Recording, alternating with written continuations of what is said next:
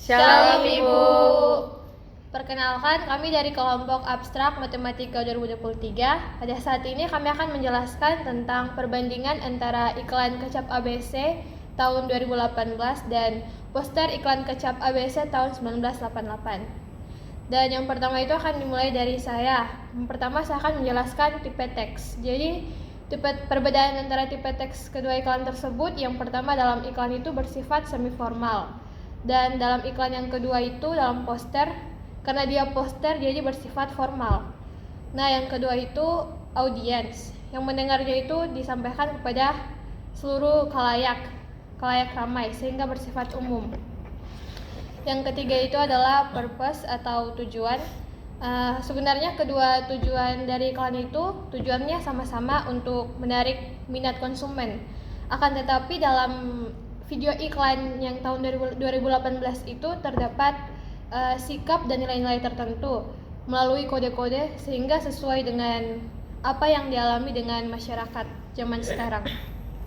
Nah, untuk selanjutnya adalah tema. Pada iklan kecap ABC pada tahun 2018, tema yang digunakan adalah kesetaraan gender antara laki-laki dan perempuan. Yang kedua, tema dari poster kecap ABC tahun 1988 mengambil tema mengenai bagaimana masakan itu bisa dipergunakan untuk mempererat hubungan antara suami dan istri. Dan yang selanjutnya adalah mengenai tone, yaitu perbedaan. Iklan masih berpatokan pada budaya lama, yang artinya istri masih tetap berada di dapur dan suami yang bekerja. Nah, pada poster mengangkat tema bahwa mereka mengkhawatirkan bagaimana jika istri tidak bisa memasak, tidak bisa melakukan pekerjaan rumah, maka akan terjadi hubungan yang renggang antara suami dan istri. Lalu yang selanjutnya adalah voice, yaitu sudut pandang pengarang. Sudut pandang pengarang yang dipakai dalam iklan maupun poster yaitu sama, adalah orang ketiga maha tahu, di mana pengarang mengetahui segala sesuatu terkait dengan kebiasaan ataupun perasaan yang dialami oleh masyarakat sekitar. Kemudian yang selanjutnya adalah struktur. Dalam iklan disajikan dengan struktur tematik, yaitu di mana pengarang memberikan sebuah fakta dan pandangannya mengenai apa yang akan dibahas di dalam iklan, dan menggunakan kalimat yang terstruktur secara keseluruhan. Kemudian di dalam poster, struktur yang disajikan adalah berbentuk linear, di mana terdapat urutan ataupun aliran yang akan memudahkan pembaca untuk mengerti apa yang dimaksudkan pengarang, baik itu dibaca dari atas ke bawah maupun dari kiri ke kanan. Berikutnya adalah sintaks, di mana sintaks yang pertama pada iklan itu ada pada kalimat bantu suami sejati masak lebih baik. Ini menunjukkan bahwa adanya struktur SPOK yang tidak sepenuhnya terpenuhi. Namun dalam penggunaannya itu seringkali digunakan untuk mempermudah penonton dalam memahami serta menerima informasi atau pesan yang diberikan dalam iklan secara instan. Begitu pula dengan sintaks yang kedua, itu dalam poster.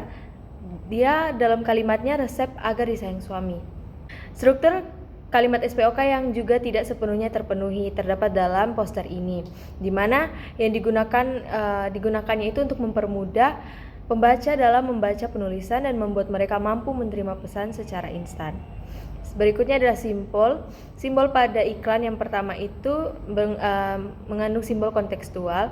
Simbol yang pertama itu dalam iklan adalah simbol kontekstual. Terlihat dari bagaimana sang istri ini memiliki peran lebih dari sang suami, yaitu memasak di dapur dan juga bekerja di luar sama seperti sang suami.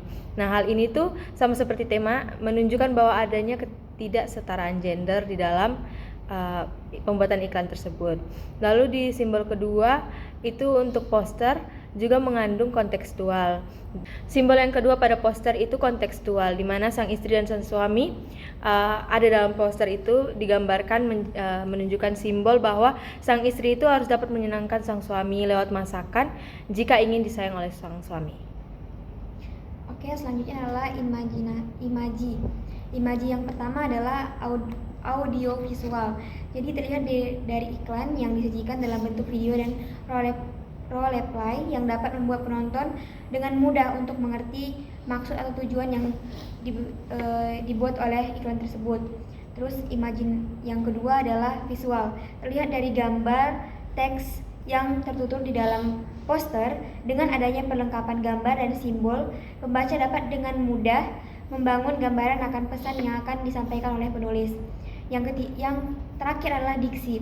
Diksi yang pertama adalah pemilihan kata oleh pembuat iklan yang dapat dipahami oleh penonton. Dari pembuat iklan juga sudah berkoherensi dengan tujuan iklan, yaitu menarik minat konsumen. Diksi yang kedua adalah poster tersebut sudah memiliki diksi yang baik dan tepat. Pembaca dapat memahami maksud dari penulisan iklan poster tersebut yang berkoherensi dengan tujuan dari pembuatan penulisan tersebut. Sekian dari penjelasan kami ucapkan terima kasih dan mohon maaf kalau ada yang salah. Shalom. Dadah Ibu.